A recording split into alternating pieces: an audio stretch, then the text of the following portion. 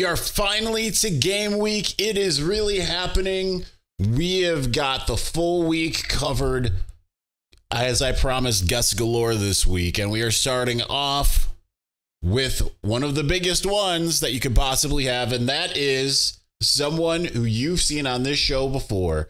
This is the first place you would have seen him. That's Jake Butt. So we're going to bring him on to discuss this season, this Michigan football program, all kinds of things. You're going to find out all about that on this episode of Locked On Wolverines. You are Locked On Wolverines, your daily podcast on the Michigan Wolverines, part of the Locked On Podcast Network.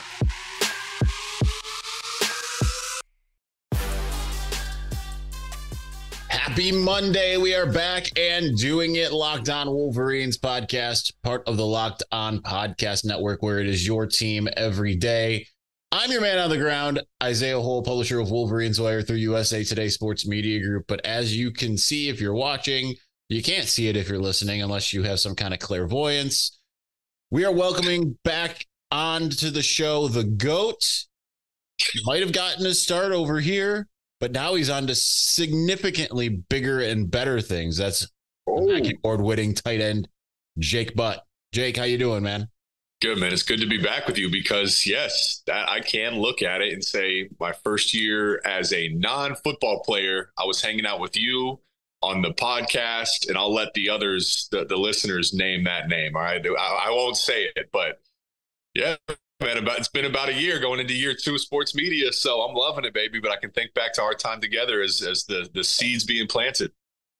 Well, I mean, you're doing an amazing job, and you're continuing to just do fantastic things over at the Big Ten Network, and I see you all over the place, which is, I think, the important thing. I see you on the most cultivated looking set, which I think is your house still on TikTok.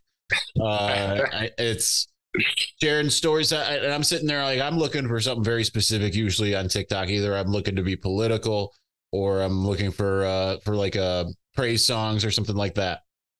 And I sit there and I'm scrolling, and then I'm like, oh, it's Jake. And then I always accidentally scroll up, and then I'm like, oh, but he did say he was going to talk about something that sounded so interesting. And I scroll back and I watch you. Yeah. But what's this year been like for you, and how much more comfortable do you feel going into year 2? I do want to say something about that because it's competitive out there on social media, man. There's a competition for your attention. And here's, I talk a lot about ball, and it's not as emotionally gripping as politics or world politics or some of the other things on social media. That in mind, think about that. And then watch some football on my account, listen, we'll take a break from all the exterior stuff. You can always watch some good stuff, and I interact with people. So get on social media and give me your feedback. It doesn't have to be positive. I can handle it. This past year, though, it is so crazy how much this is accelerated because I called the Michigan spring game, just 2 spring games ago. And I said, I don't think I really want to get into sports media. I just didn't think that this is what I wanted to do. I was like, maybe I'll get into like financial advising or like, I don't know, sales, whatever, start a business. And I called that and I was like, okay, this is pretty cool, but I still didn't know if it's what I wanted to do. So I intentionally signed 1-year deals with each network. And I was like, man, let me see where I'm at the end of the season. Well, at the end of last year, I was like, okay, yeah, this is what I want to do. This is awesome. Being in the booth is as close to calling a game as close to playing a game as you could possibly get. It's the same thing, man. The preparation's the same. The pressure's the same. The reward's the same. You'll never have a perfect game. Like there's plenty. I go back and watch the film. And I say, I could have been better here. That was a good call there. And then it has just exploded, man. I worked for the Fox with the USFL this spring, and now I'm the lead analyst for the Big Ten Network, calling their top game every single week. So that means I'll be able to call some Michigan games this year. So, and of course, the timing with the expansion of the Big Ten Conference, I'm on a 2-year deal now. So the timing is like almost divine in a sense, Isaiah. Well, first off, if you're watching, never mind the fact that the puppy decided to get involved in the show. It is morning, and she is very confused as to why we're up and doing this several hours earlier than normal.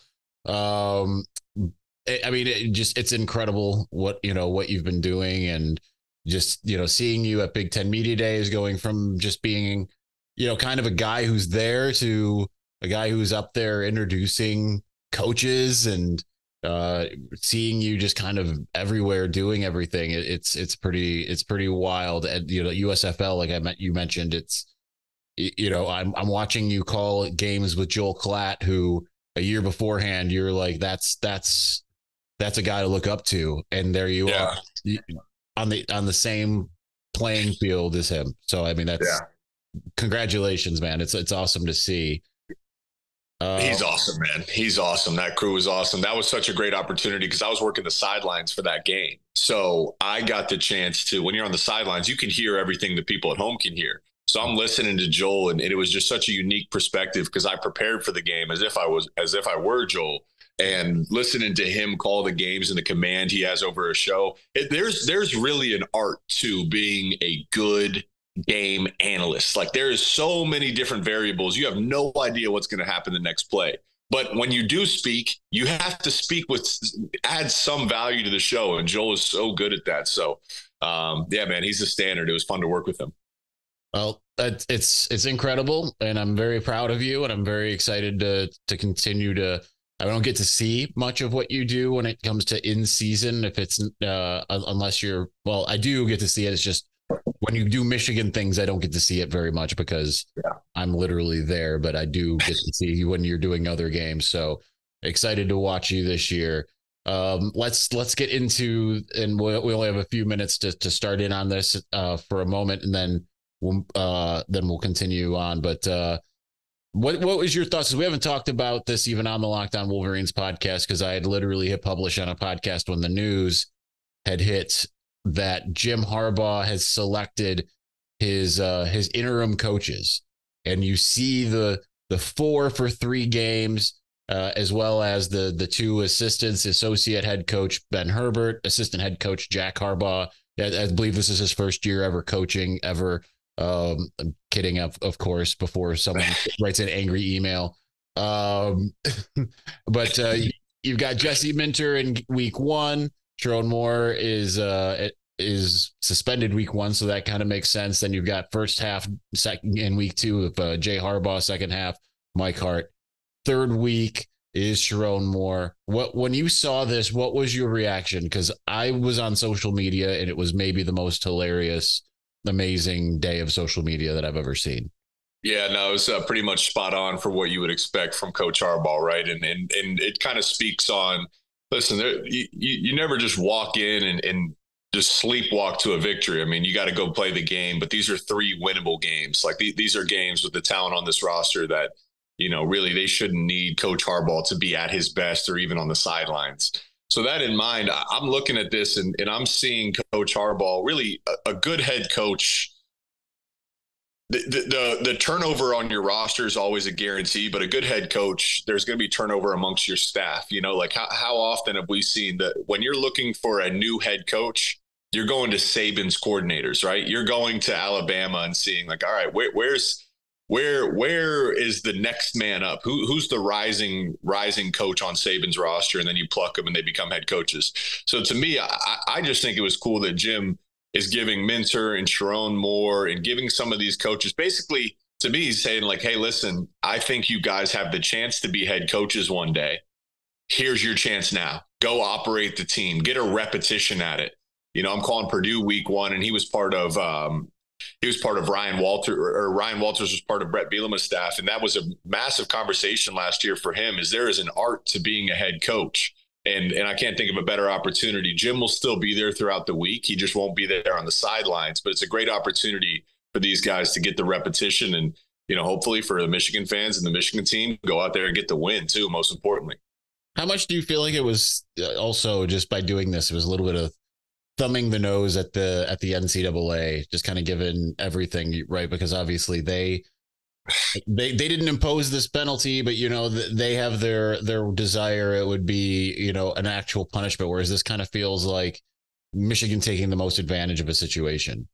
Yeah, good. Thumb the nose at the NCAA. I've had my issues and my disagreements with them, and I just keep seeing them more and more. I feel like every decision they make, it's like, why is it that the whole population is saying this is wrong?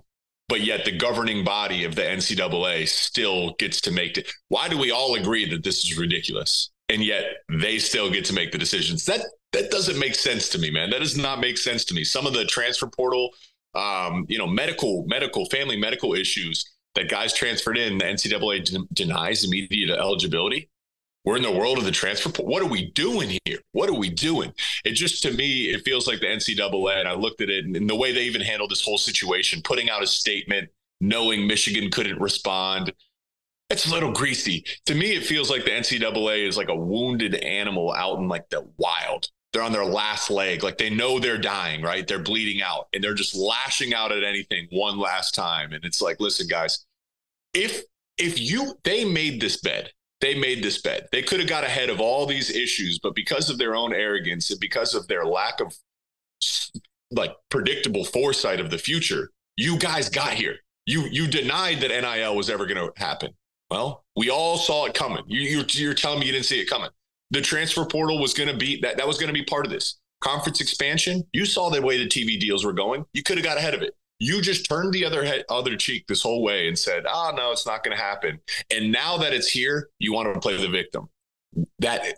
Tell me that is leadership. That's not leadership I want to follow. It's just the whole thing's ridiculous. So that's my vent for the day, Isaiah. I'm just going to get that out of there. I've been talking about the NCAA since I was in college. It bothered me the way they handled a lot of things, and I'm looking forward to the day when we have different leadership. Hopefully that leadership learns from the mistakes of the NCAA. Well, that's a lot of anger that is, I don't want to say because it's not misplaced. It's just I don't know that I can get this angry this early in the morning because I am just not awake. I'm not drinking my energy drink on camera, which I should be because I absolutely need it. We're gonna move on. I want to hear your expectations about this Michigan football team, and I think it draws some corollaries to a team that you were on, and I want to hear if there's any kind of pitfalls, pratfalls, whatever you want to call it, when you are in Michigan's position. We are going to do that here in just a moment. However, before we do, listen, now's the time for your game changer of the week, and it's brought to you by Athletic Brewing Company. Much like Jim Harbaugh has changed Michigan football since he arrived, Athletic Brewing Company has completely changed the non-alcoholic beer game. They make non-alcoholic beers that actually taste good. I choose Jim Harbaugh because he did something, as far as this week, something different by doing what we just talked about. Not just taking that 3-game suspension, but making the most out of it. It is absolutely incredible and very exciting. Now, Athletic Brewing Company has completely changed the non-alcoholic beer game.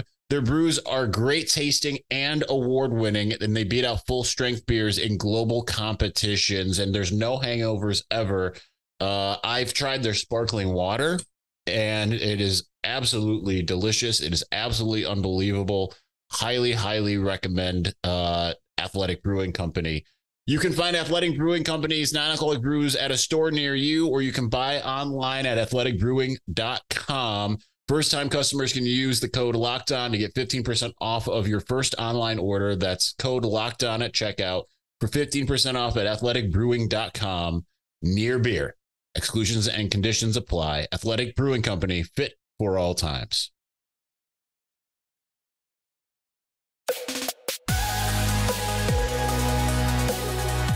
All right, Jake. So Michigan is expected to be maybe kind of pretty good this year. Some people think, a couple people out there think Michigan might be pretty good. When I look at this team and how loaded it is, and the expectations that are heaped upon it, it's a little bit different than 2016 in the sense that I think that in 2016 it was more of locally, everyone thought, hey, this team could be really special. Nationally, I'm not sure that that's the case, but nationally this year, Michigan comes into the season ranked number 2 across the AP Top 25 and the USA Today Sports Coaches Poll. You're seeing multiple people say that pretty much everyone has Michigan in its college football playoff. There's a lot of people who seem to think that Michigan could not only be in the national championship game this year, but win it. First off, what are your thoughts about this team? And then what are the dangers that kind of can lurk when you have high expectations foisted upon you the way that Michigan has this year? My expectations are, and when we say these things, like we're making predictions, right? And people say, oh, that's a really firm thing. Like, it's an educated guess at best. But there's no one, I don't think anyone with any type of credibility could look at this Michigan roster and how they're built and how experienced they are and how much talent in production they return and say, yeah, no, these guys can't make a run. This team right now, this is the chance. This is the year. They return the 5th most production from a team that ran through the Big Ten, that won the Big Ten championship last year, and had a disappointing end of the season to TCU. This almost effectively the same team's back. And that in mind, you say, why can't they go back and do it again? And some of their biggest challenges in Penn State and Ohio State are both introducing new quarterbacks. Michigan has their quarterback in JJ. So from that standpoint, their schedule and the way their schedule kind of unfolds, it's a pretty favorable year. The stars are aligning. This is the year for Jim Harbaugh and Michigan to make a serious run. Now, you brought up the challenges in football is one of those things where sometimes you like to be a little bit discredited. You know, Tom Brady was the unchallenged GOAT of quarterback play. And yet he still talked about how he was a 6th-round pick, right? He had that's free fire for him. I looked on ESPN the other day and everyone's picking Alabama to win it. Walk in the locker room the next day and Kirby Smart has that blasted on every single TV, right? Sometimes it's good to be disrespected. The challenge is, can you maintain that same level of fire when everyone's picking you? And the challenge is can you, when everyone's picking you and you know how good you are, when you face that first little bit of adversity, do you start pointing fingers because you know that the expectations, or do you stay in that mindset of saying, guys, no matter what happens, we're going to stick true to ourselves. We're going to overcome this and we're going to push through. So that in mind, like the thing that would ease my mind if I was a Michigan fan is the veteran leadership on this team. If you don't have strong veteran leadership, you're in trouble when the expectations are this high. Not only is there talent, not only is there production, not only is there experience, JJ's a leader. Blake's a leader. You have a number of leaders across the offensive line, a number of leaders throughout the defense, experienced guys that lead by example first. That would settle any nerves I had about how well these guys will handle it. Now, you mentioned Penn State, Ohio State. These are teams that obviously have Michigan on their radar. You see a lot of predictions out there. I mean, I was part of the panel that Scott Bell does every year with this year at 24 Michigan writers. And out of the 24-22 picked Michigan to beat Ohio State this year, which is a little bit different. But Penn State was a popular lost choice. Half of the 24 had Michigan going 11-1, and the other half had, and myself included, had Michigan going undefeated in the regular season.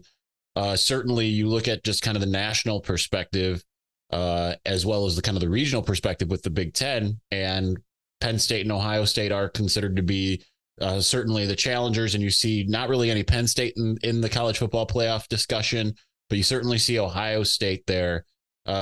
You are paying attention now to the Big Ten kind of as a whole. What challenges do you feel that those teams pose to Michigan doing what it wants to do? And how likely do you think that, again, educated guess, no team has played a game yet. How likely do you think it is that they mount a challenge, kind of given how lopsided the result was for both against the Wolverines last year? Oh, it will be a challenge, right? Like we all know that. I mean, Jim Harbaugh and the Michigan team knows that. I mean, listen, Ohio State, I don't know. Ohio State's in that group of their own where they've recruited at the top, if not the top. They've recruited talent consistently going on a decade now with the best of the best in all of college football. So the roster is loaded.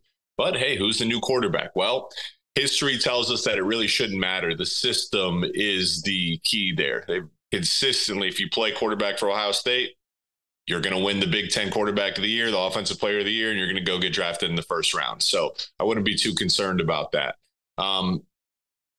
Penn State, this is the best roster James Franklin has had, I think. And the big issue for Penn State has been in the trenches, particularly on their offensive line. Well, they probably have the best tackle in Olu fashion. And this is the best offensive line James Franklin has. Similar to Michigan last year, they have two great young underclassmen running backs in Singleton and Allen. And then Drew Aller, he's a five-star quarterback. They're really, really excited about him. The other piece of this is, just like Michigan has the advantage of year two coordinators, where Sharon Moore is the coordinator now unchallenged and main play caller, and then Jesse Minter is the defensive coordinator.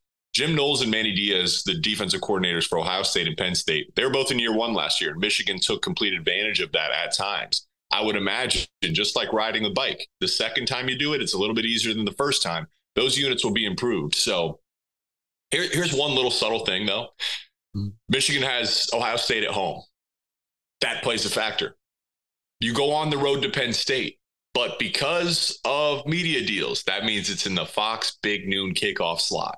What does that mean? You're not playing them at night at Beaver Stadium. So that in mind, I do think that's a subtle thing that actually helps Michigan, even going on the road to Penn State. But look, this is a challenge. I mean, you can make the case for Michigan to win both those games, and there's certainly a case to be made that Ohio State and Penn State can win those games. So I'm excited to see it, man. That's when we'll find out a lot about Michigan. And listen, they go to Memorial Stadium there right in the middle of their season with Nebraska. It's Matt Rule, right? That team's going to be much cleaner from an operational standpoint than they were under Scott Frost. I don't know how good they'll be this year. They'll be better as the years go on, but that's going to be a big time challenge for them. Yeah, absolutely. And to your point about Penn State, in the Jim Harbaugh era, they have played in Happy Valley 4 times, twice at noon and twice at night. The 2 night games were 2 losses. The 2 afternoon games that were noon kicks, both were Michigan wins. So that you hope that trend continues. But certainly it's not going to be, like you said, it's not going to be an easy thing.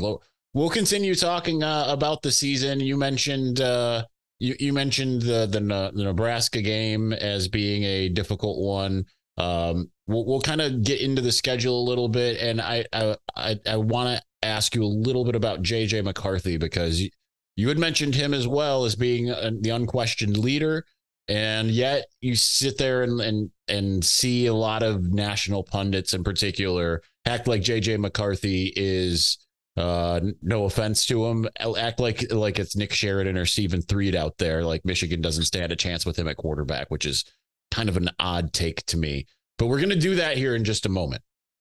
Before we do, listen, there's been so many times that I've been stressed buying tickets, whether it's been concert tickets. I remember last year I took Sarah to go see Justin Bieber.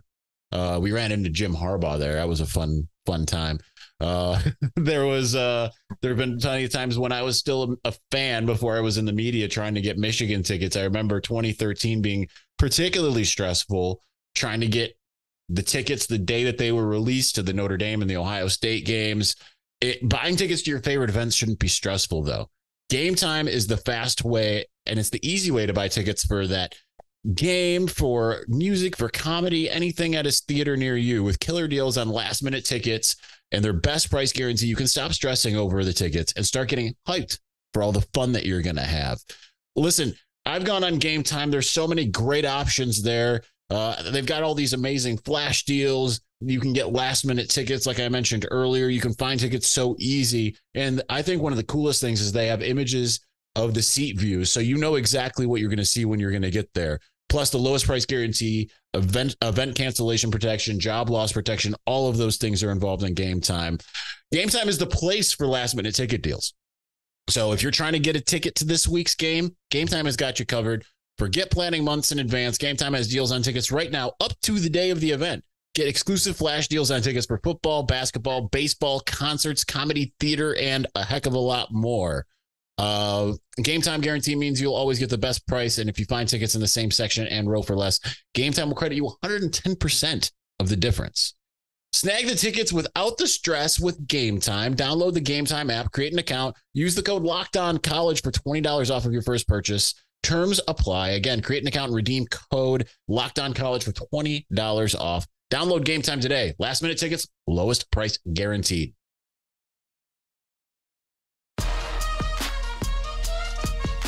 All right, Jake, we've only got a few minutes left to some degree here because the way we record this, the app we use to record this is telling me that time is starting to dwindle. Plus, I'm sure you've got things to do. I got to get to Ann Arbor for the first game week press conference. Jim Harbaugh, Jesse Minter is coming up. That's a new thing. We haven't really ever seen that because of the way things are. I think most importantly, I want to ask you about JJ McCarthy because you mentioned Michigan with the returning quarterback experience compared to Penn State and Ohio State. I mean, it's one of the things that I've talked about for a while. And people do mention that, hey, Michigan's got a returning quarterback. That counts for something. But then they usually go on to say, but, is JJ McCarthy as good as some of these other guys? And they act like he's kind of just a glorified game manager. All that kind of stuff. But I mean, you've seen more of him than I think a lot of the national analysts might have. So what are your impressions of JJ? What do you think he's capable of accomplishing this year? I just like when national, how much if you're a national, if you cover all the teams, how are you covering it wide or are you covering it deep? Like when you talk about JJ as a game manager, I just don't think you really actually watched the tape. You just looked at the numbers and said, oh, well, that's the numbers of a game manager. You never say, why are the numbers that way? Well, why are the numbers that way? Because Michigan blows out half their teams. That means JJ doesn't play in the second half. And if he does, he's handing the ball off to his great running back room behind his great offensive line. So the opportunities aren't there. Well, what about when the opportunities are there? Ohio State looked great. You can go throughout the film and see JJ making plays. And even in the TCU game, the second half, particularly when they found themselves down, and it was like, all right, well, we know we can't just run the ball the rest of the game. Let's turn JJ loose. He started making plays. There's no scheme or throw that you say, I don't want to call this because I don't think JJ can do it. He can make everything. He can do everything. He can run the ball. He's a guy that, like, whatever creative direction your mind goes as a play caller, you feel good with JJ in there. The limiting factor has been the scheme of how Jim Harbaugh wants to win games, which is running the football 30, 40 times. That in mind, I think if Michigan wants to win a national championship this year, particularly if they face Georgia, it's just like you saw TCU. Once you get to the playoffs, it's going to be hard to just run the ball into a heavy box like you do against 8 teams on your schedule. You have to put some money in the bank, little deposits. I know these first 3 games, you can run the ball and sleepwalk to a 40-point victory probably week 1, week 2, week 3, even into your schedule.